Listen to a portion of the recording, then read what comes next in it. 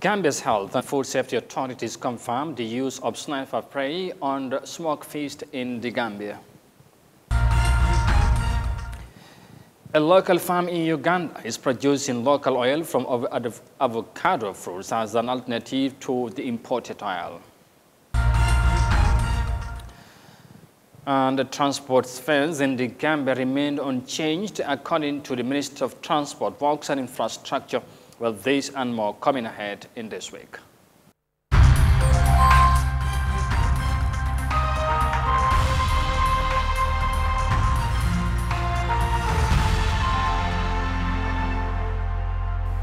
This is Eyeafrica TV. Many thanks for joining us. I am Amadou Kante, and now the news in detail. Now, Gambia's health and food safety authorities have established the use of sniper spray and other dangerous chemicals on smoke fish in the country. Now, during the establishment process, a total of 57 fish samples were collected from 7 fish landing sites and 9 markets within the Greater Banjul area. 11 samples were randomly selected as sample for analysis at CRS Locustos laboratory in Dakar, Senegal, to determine the presence of pesticides on the fish. Mahfouji Sise has the details in this report. Dr. Dauda Baji is the Executive Director of the National Environment Agency.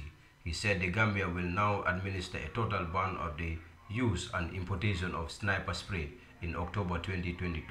As you know, the issue of sniper has been on for a very long time, and at some point, government created a moratorium, which means because it is not actually a banned product because it's meant for agricultural purposes, but there is a kind of a misuse in the use of sniper, which means something that is meant for farmland is being used to address our bed bugs or whatever thing that make us unpleasant in our homes or in our rooms.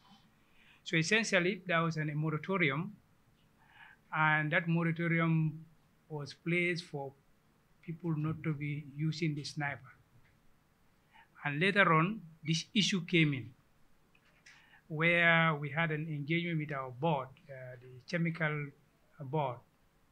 Then we said, looking at the situation of this sniper, what can we do to address the problem?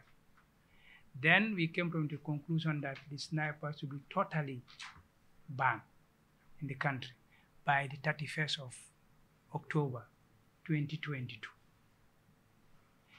The use of the killer chemical by smoke fish vendors has raised a public outcry, as many outline health implications on people that could be a result of the presence of the chemical on food. Mamadou Ba is the Director General of Food Safety. He said it cannot be established yet whether sniper spray is responsible for the rise in kidney failure in the country. All fish processors, therefore, distributors and vendors are hereby warned to cease and desist from the use of pesticides in fish and all other food products. Anyone found engaging in such unscrupulous activities would be in breach of the law and therefore shall face the undesirable consequences that comes with it. The results further indicated a high residual concentration of dichlorophos in the samples collected from the back of the fish market, with a concentration of 9.18 milligrams. The presence of other insecticides, permetrins, abamectins, cypermetrins, and bifenthrin was also found. The sniper product found in the Gambia contains a highly toxic organophosphate compound, which is very toxic to human health and the environment. Sniper was originally formulated as a plant protection product to be used only for agricultural purposes, 1,000 grams per liter. It was also used as biocide at much lower concentrations, mostly 25 grams per liter. Sniper is a banned product in the Gambia due to its toxicity, continuous misuse and abuse of the product. For African News, I am Mahfouji Sise. Now, moving on, Chinese President Xi Jinping has recently visited a university, an international land port area, a residential community, and a museum in the Urumqi, capital of Northwest China's Xinjiang Autonomous Region. Now, residents in the area welcomed the president and expressed their plans to nurture talent and enhance economy and social development in their communities. President Xi also inspected a historical place where he emphasized the need to preserve cultural heritage. Here's more details of that in this report.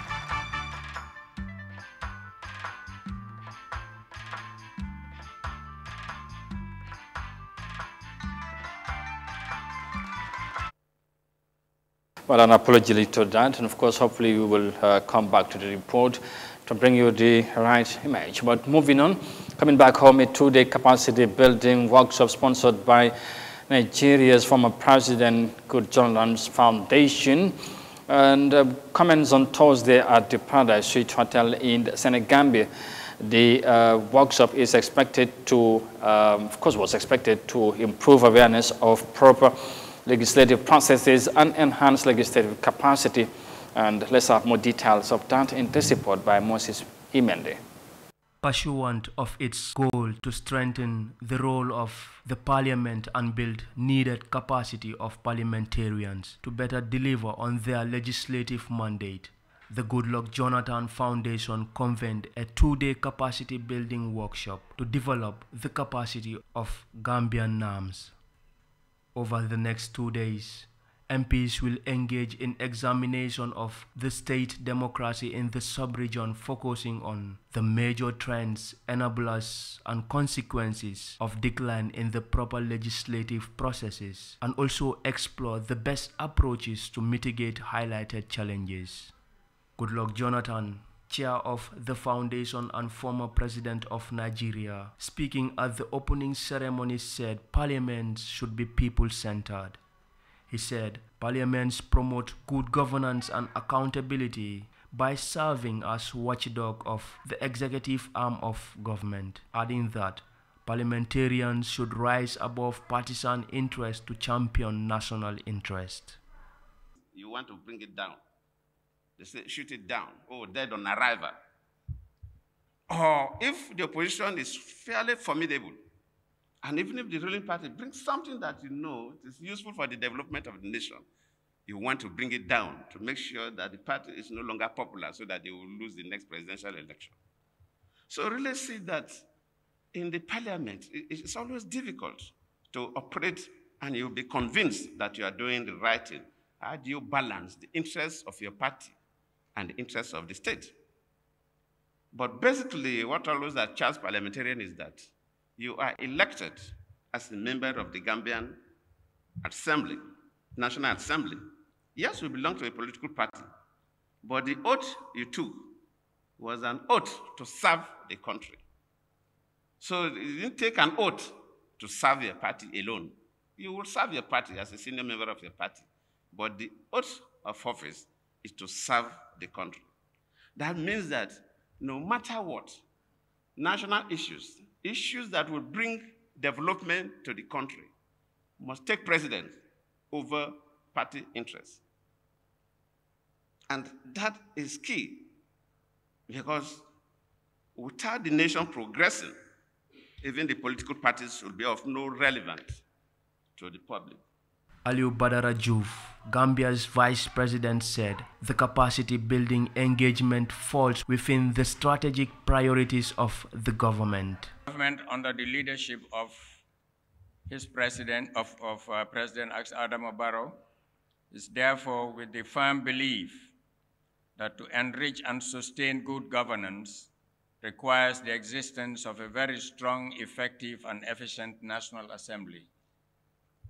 that will constantly keep gauging, collating, and representing the views and the needs of the people, articulating their expectations and aspirations in determining the national development agenda.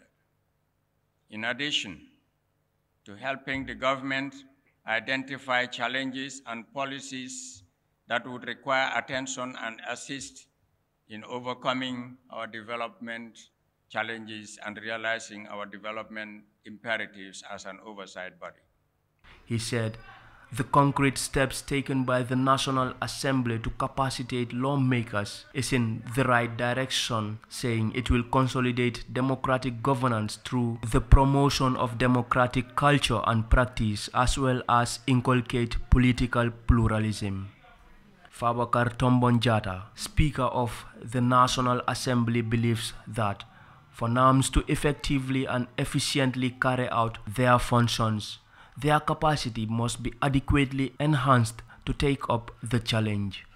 He also spoke on the importance of capacity development among parliamentarians. As a legislature, where a majority of its members are new, capacity development becomes even more crucial and necessary. This is precisely the reason why we continue to engage development partners on such initiatives. This capacity building with the Goodluck Jonathan Foundation and the ECOWAS Parliament comes at a time when committees have already been instituted and have commenced their respective oversight work.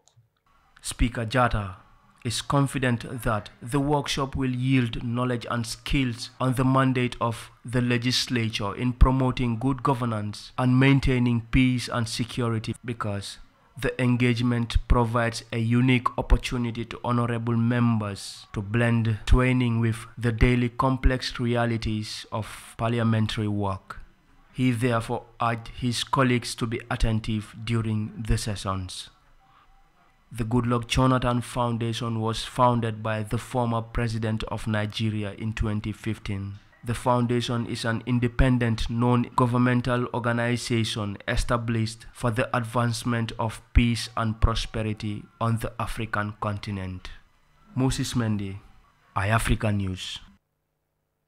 Now, elsewhere in the continent, now as the world, of course, continue to grapple with the shortage of essential food commodities, including oil, due to the impact of the Russian war, or the Ukrainian war rather, Uganda has turned to avocado oil as an alternative to minimize people's struggle through financial support from the United Nations. This new drive, spearheaded by a local agribusiness, is reinforced to widen its production activities.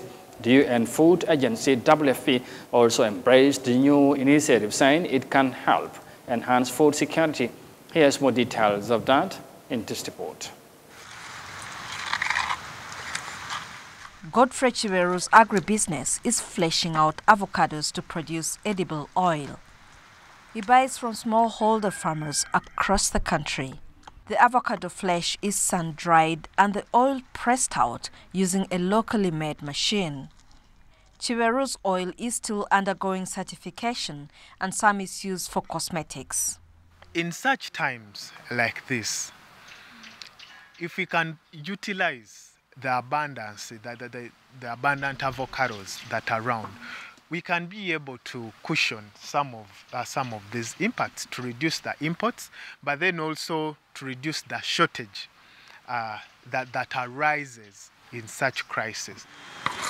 Chiweru's Lavado oil pitch attracted the attention of the World Food Programme.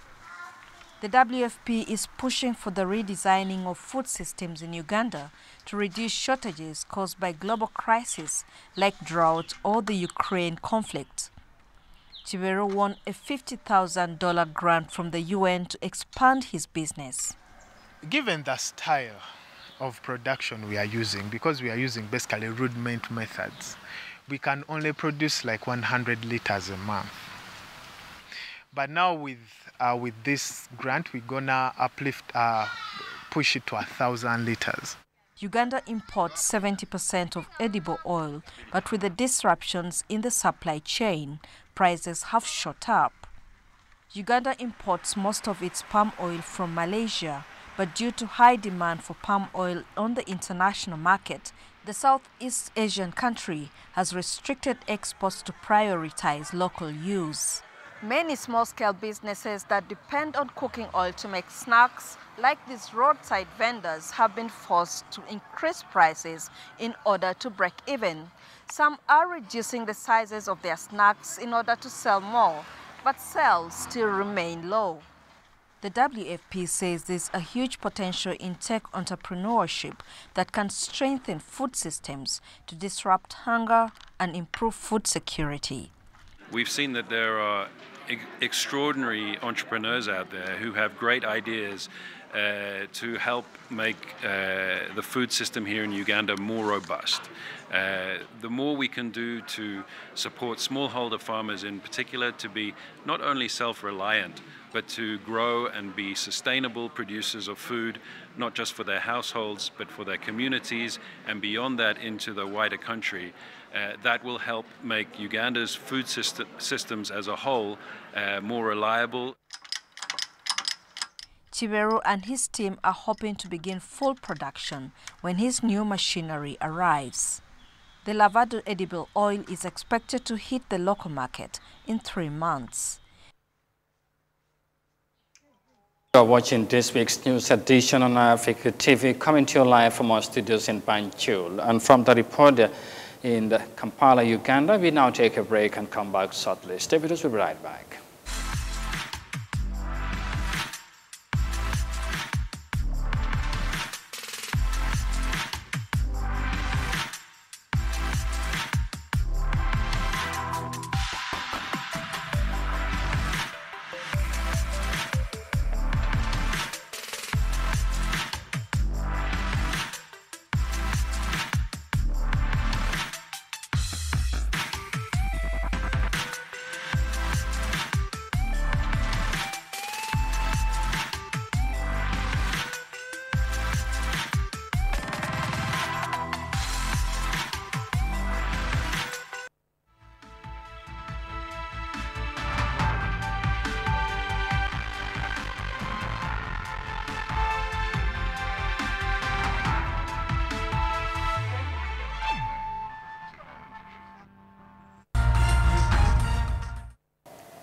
Welcome back. This is Eyeafrica TV and you are watching this week's news edition, and let's now look at the rest of the story. Now, the Minister of Transport, Works and Infrastructure has reminded drivers and the general public that transport fares still remain unchanged across the country.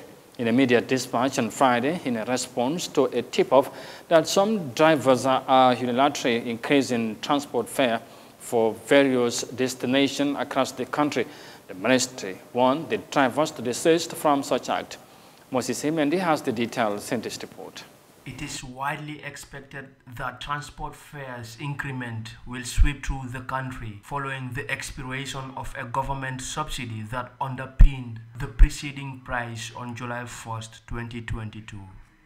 However, the government has called on drivers who have increased transport fares for various destinations across the country to desist from the practice, furthering that it is unacceptable.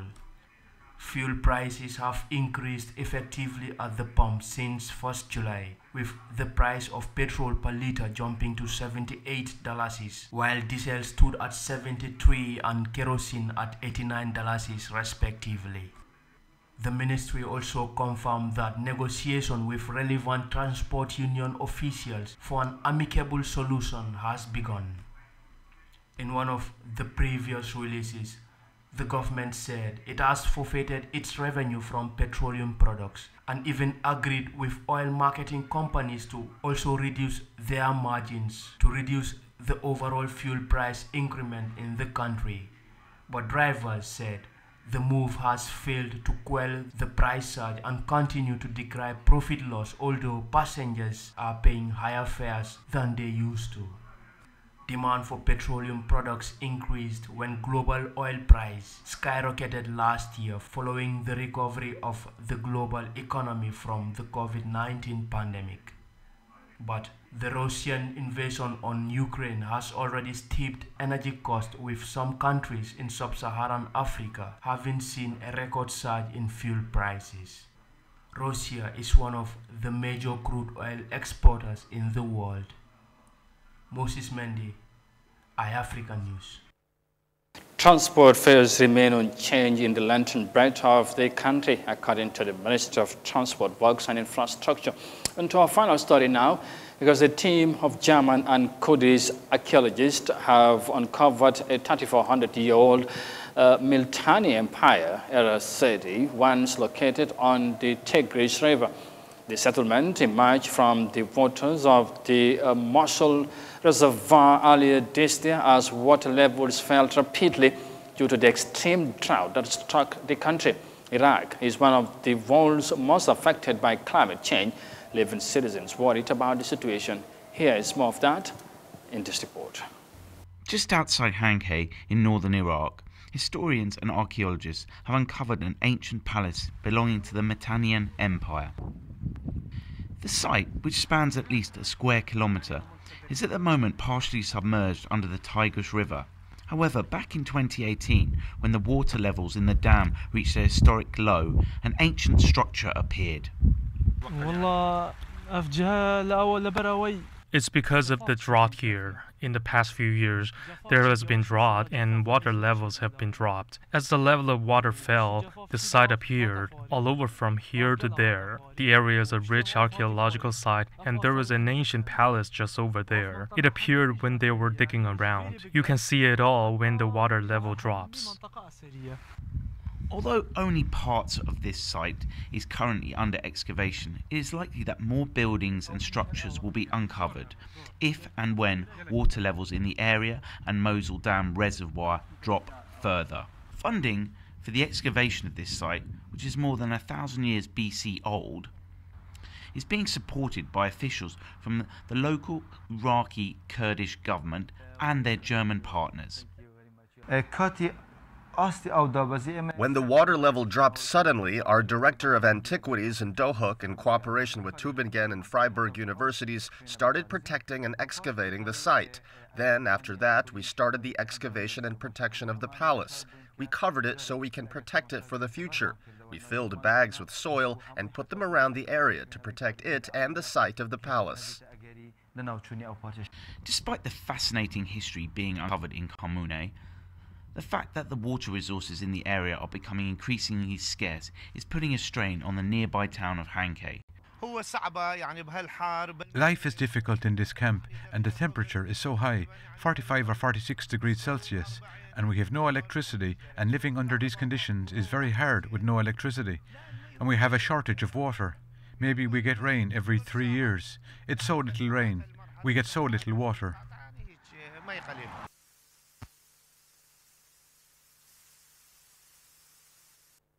And from the report in Iraq, we, of course, bring this week's news edition to an end. But for more details on this and other stories, as always, as ever, you can visit on our website, Eyeafrica.tv. But for now, many thanks for the privilege of your company. Thanks for watching, and do have a peaceful and pleasant night.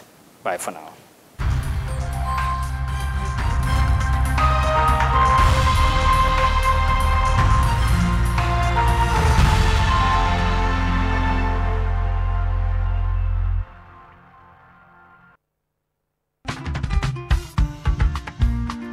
Gambia OIC Secretariat in Office of the President and Imogam Hotels and Resorts wolle be jama bunyato kumandila ila berela follow to me yalon ko be wala kala pour que la 5-star Radisson Blue Hotel lo me yalon ko memba bere follow la wolem na banko nyaton kote the President His Excellency Adama Barrow abebe na sibitulu ngole fi dulay karo tilimwang anin saba me yalon ko tala nani wularo leng abakela nyimbere la pour ka nyim 5-star hotel lo mu kilinati na project kol kono me yalon ko ngakuma yandi bake pour ka parendir ke nyu OIC la bankol la nyaton ko men minajang ani la mansakunda do kulal nyin hotelobe 400 rooms le sotola wala mo habitale fo kono keme nani me yalon ko wolle be tar la je ta woro be kala presidential ani royal suite le wala mo na banko nyaton ko be tar la damin ani na mansake won mba jele ko nyim 5 star hotel yen lunton kuma ngol jiyano nyala nyonte menna kabirin tara dula lembang kedula waram fen ferendi me yalon ko lunton nyanta kajiya wala nyama abebe tar la je abe fanundir ni nyandir kala na tourism bundala fo luntam fotata je ibe makama o makamato ibalo nel ko tonya